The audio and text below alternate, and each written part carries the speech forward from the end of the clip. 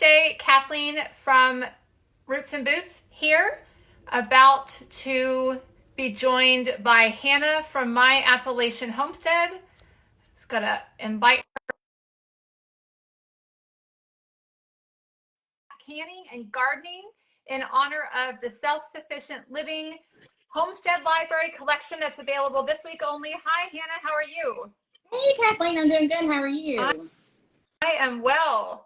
Let's both take a minute to introduce ourselves to each other's tribe.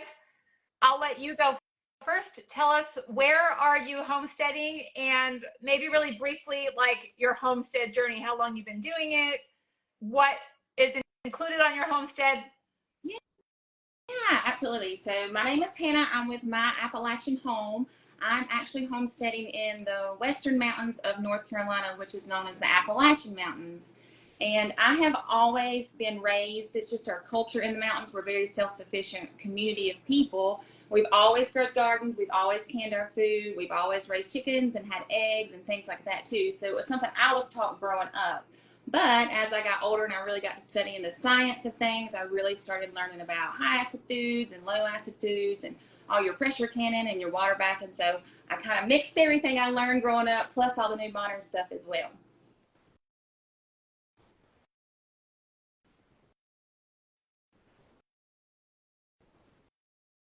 Sorry, I'm trying to play around with some of the little features that it gives us at the bottom.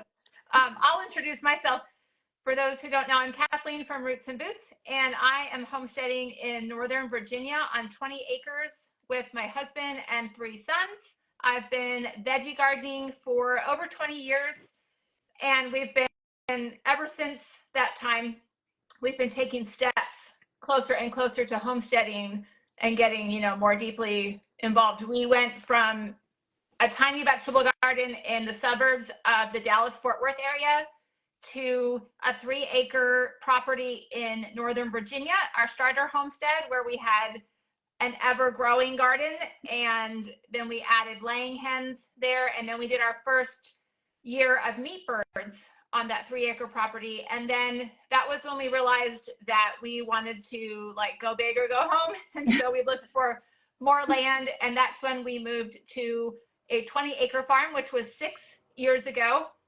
And on the farm, we added beef and pork and more poultry, turkeys and ducks, and the garden got bigger every year. We finally just this year put in a permanent garden fence around my big in-ground garden.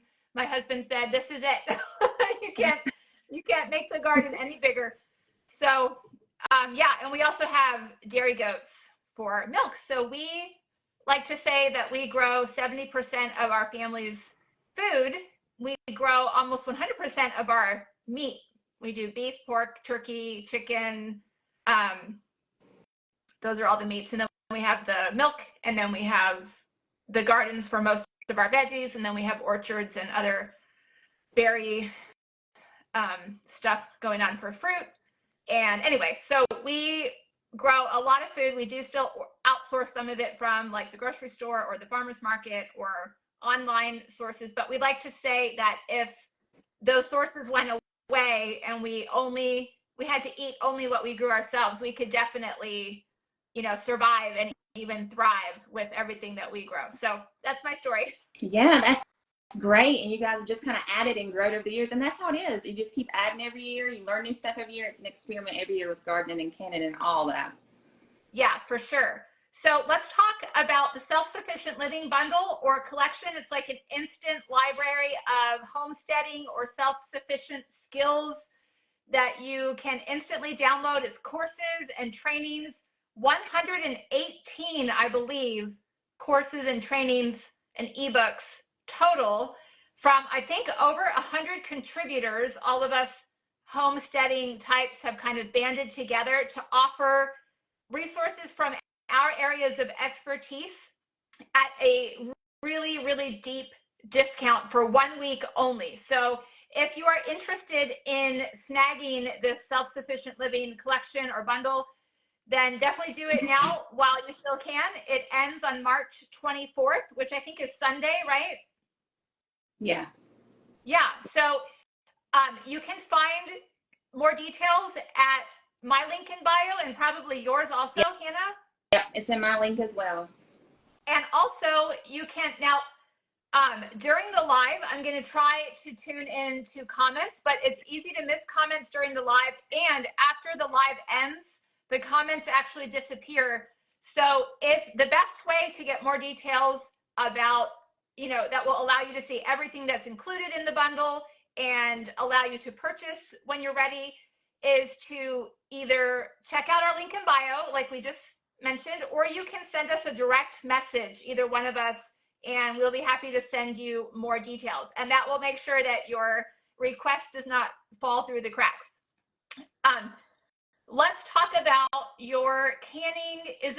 Tell me about what you have contributed to the bundle, Hannah. Yes. So I have my ebook in there that is the beginner's book. It's a guide for anybody that's wanting to start canning. It breaks it all the way down to the very, very basics. It teaches about the different pressure cookers and water bath canners and different ways to do things. It also teaches about all of your temperature levels that you have to reach in order to kill out whichever bacteria you're trying to kill out. It explains high acid foods, low acid foods, why we cook things the way that we cook them in order to preserve them. It gives a history of canning and preserving, how it all got started. And it just tells all kinds of information in there. And then I also just have lots of fun stories in there just about growing up in the Appalachian Mountains and canning with my granny and all the fun things we used to do. When we used to can green beans, my Aunt Margie, who's 100, she would always say, okay, we're going to have a pity party. Everybody has to come. And it was always a family event. And we would sit around all day. We'd spread sheets out all in the living room because my granny didn't like the streams from those green beans to get in her carpet. And we would all string beans and break. And it was just such a good time because it was just family time and everybody told old stories and had a great time. And I wanted to share that experience with my followers as well. Because canning and growing your garden is a family adventure. It's a lot of good memories and things like that as well. I love that. Yeah. So you have lived all your life in that same area? I have all my life. And so I live in a really big farming community anyway. We have a lot of production agriculture here. We have a lot of cattle farms and hog farms and chicken farms. And so I source out most of all of ours, what we call it here, if nobody's familiar with it. Like if you go to a cattle company that raises cattle for beef, you can order like a whole beef, which would be like a whole cow or a half or a quarter. Somebody could go in and split it with you. So you get this fresh beef, you know how it's been fed, you know if it's been given anything, antibiotics and that, you know everything about it. And then you can split it with somebody and then it's a lot cheaper price and you get it in bulk and you've got the freezer space for it. It's great. So that's one thing that we do down here. Plus we have a lot of just farms that just do really huge produce too.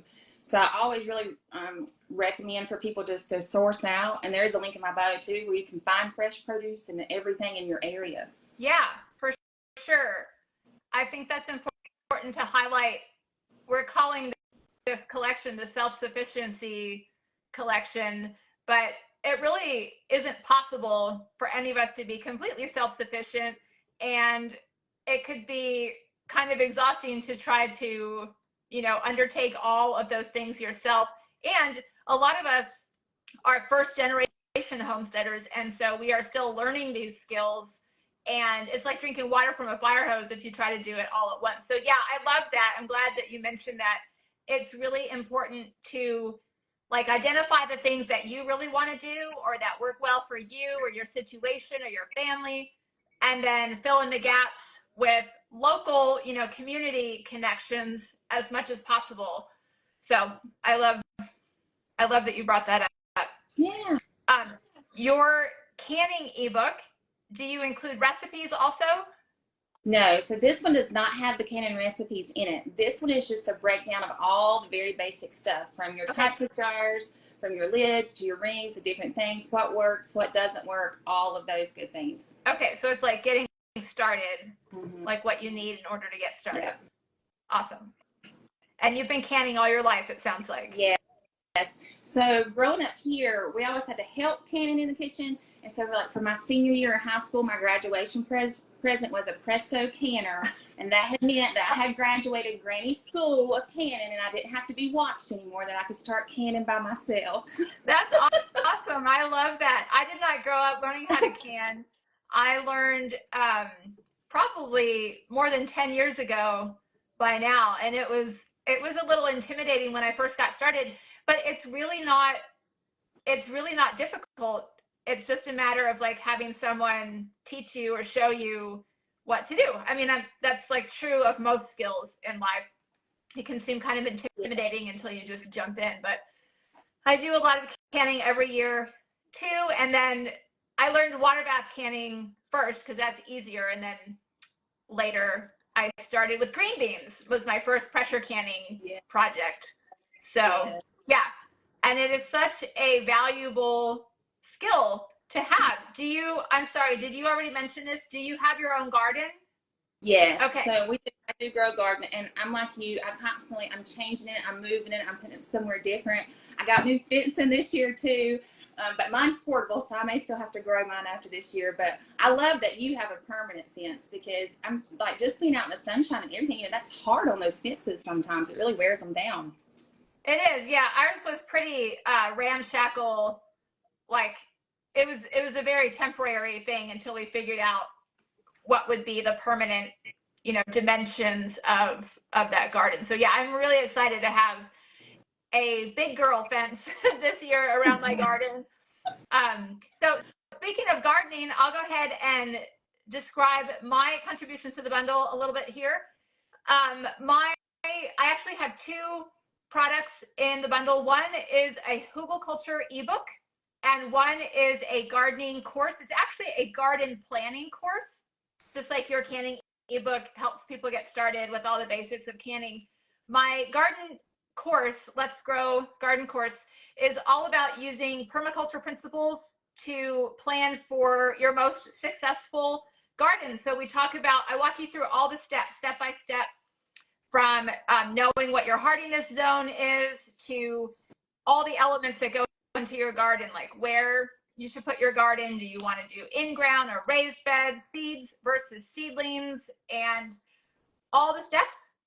And then we also talk a lot about soil. There's a whole module on building healthy soil and mulch and interplanting and biodiversity in your garden. And I know I'm forgetting a lot of things. There are over 40 videos in the course, and then there is an ebook with worksheets to help you work through all the steps. And then the Hügelkultur ebook. Have you ever done any Hügelkultur gardening, Hannah?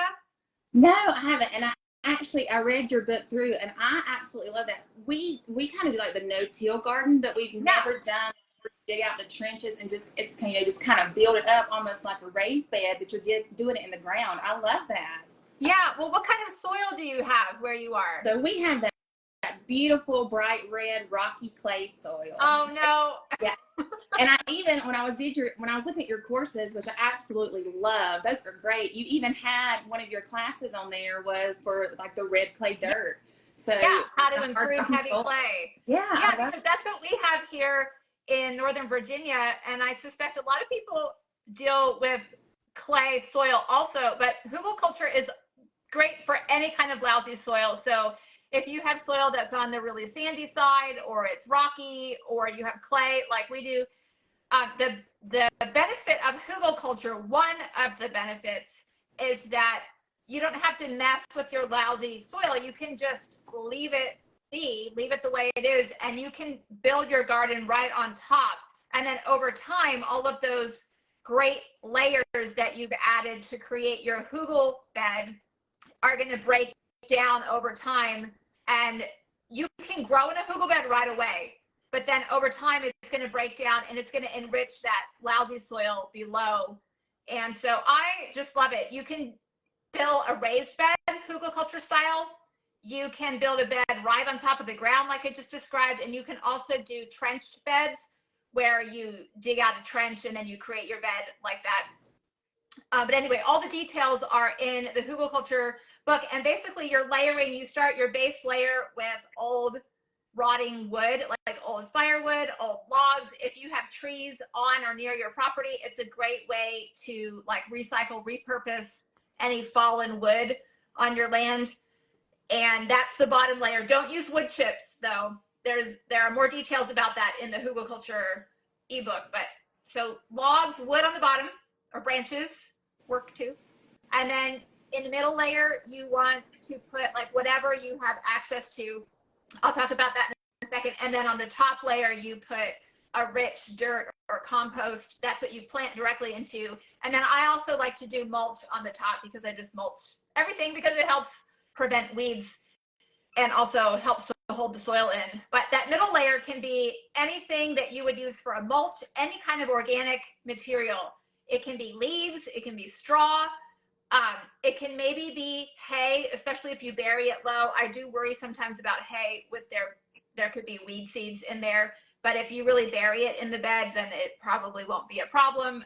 You can use grass clippings. You can even add newspaper to that layer. I'm probably forgetting some things, but any organic, like plant matter, any organic material can be that middle layer. We like to use our goat muck. That's what we call the used straw bedding from our goat stalls. So when we muck out the goat stalls, it's straw with a lot of other goodies mixed in from the goats, and we like to use that in our middle layer and also as a mulch. But anyway, the goal is always to build your soil, whether it's Hügelkultur, whether it's the other methods that I talk about in my Let's Grow Garden course. Healthy soil is the key for growing, healthy, thriving vegetables. I tried for a while to grow veggies in our clay, and it's just a very discouraging, frustrating experience. So anything that you can do to help build your soil and transform clay or whatever other kind of soil you're working with into something more rich and nutrient rich for your plants is going to definitely that's the goal when you're growing veggies. Yeah.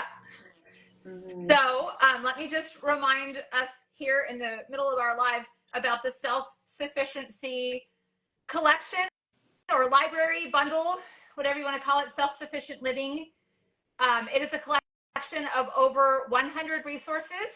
They are ebooks that you can download instantly. They are courses that you receive a coupon code for, and you go in like you're going to purchase the course, but you use the coupon code to get the course for free.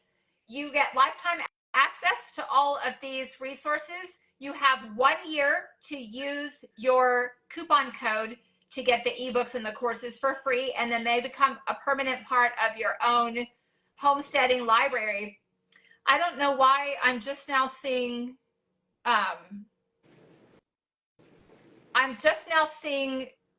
little notifications at the bottom of our live here.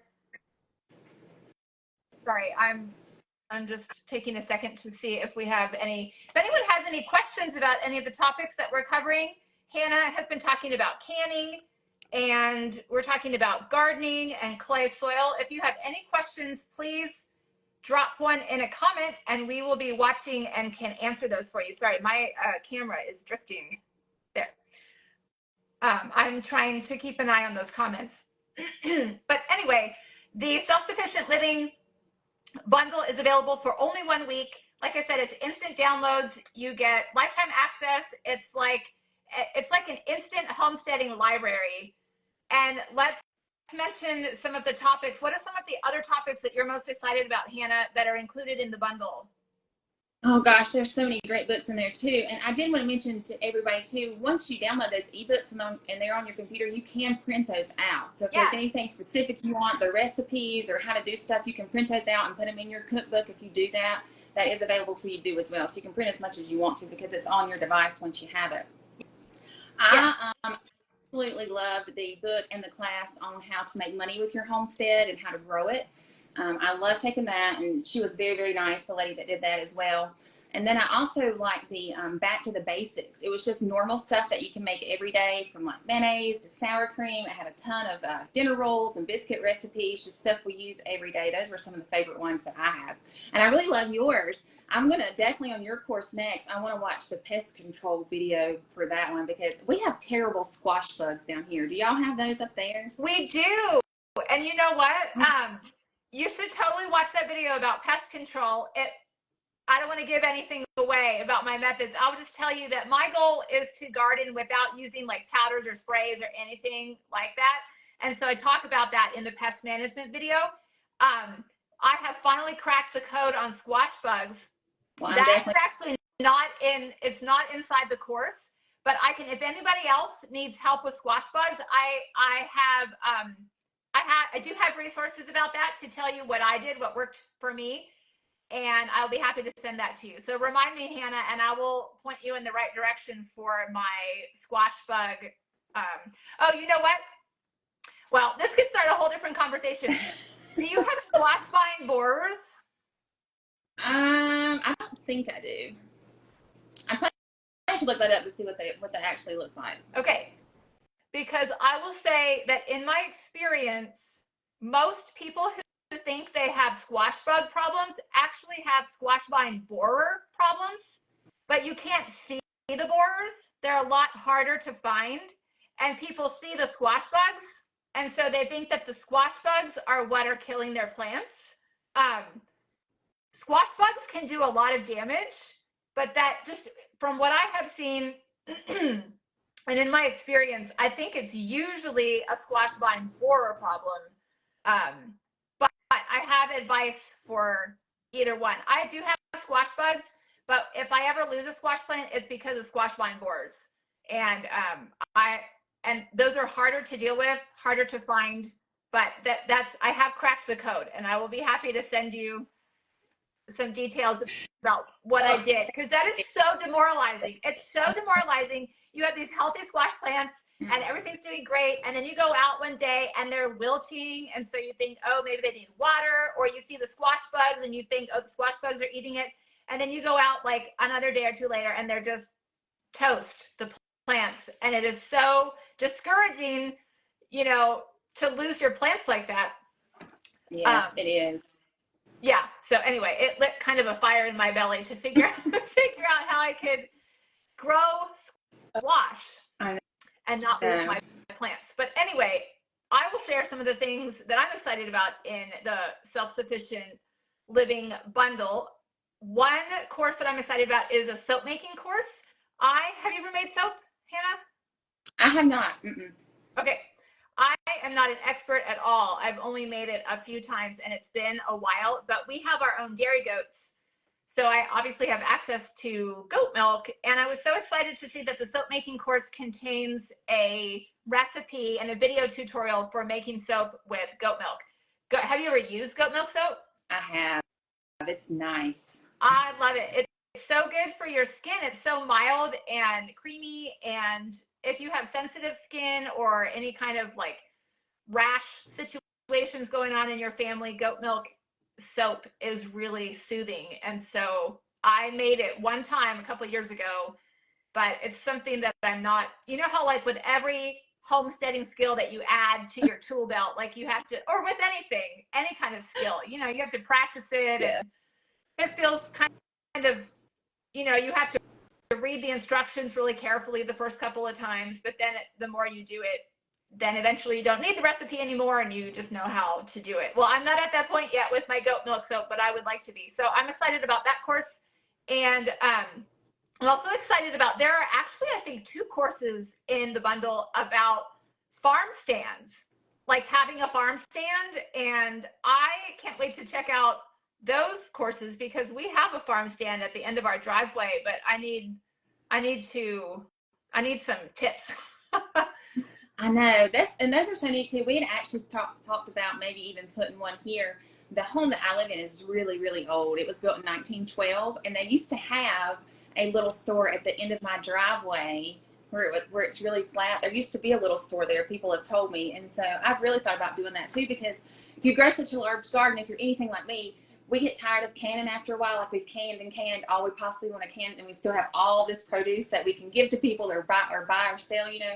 So I think those farm stands are cute. Yes. Ours has worked really well. We mostly just sell eggs at our farm stand, but yeah, we have some ideas to grow that. And then so many other topics in the self-sufficient living bundle, all kinds of gardening courses and ebooks, all kinds of herbalism, like herbal remedies, home medicine, growing a medicinal tea garden, there are all kinds of kitchen skills like canning. Hannah's ebook is about canning, and there's also fermenting. There is home dairy, sourdough, growing microgreens, growing mushrooms. What am I missing? Then there's all the animal stuff. There's sheep, goats, chickens, bees. What There's black else in there, and there's even just guides on how to actually initially buy your first homestead, how to look up things and do your yes, like that, and how to even get it started if you've not started at all and you're just starting from scratch, how to buy the land and how to know what you've got.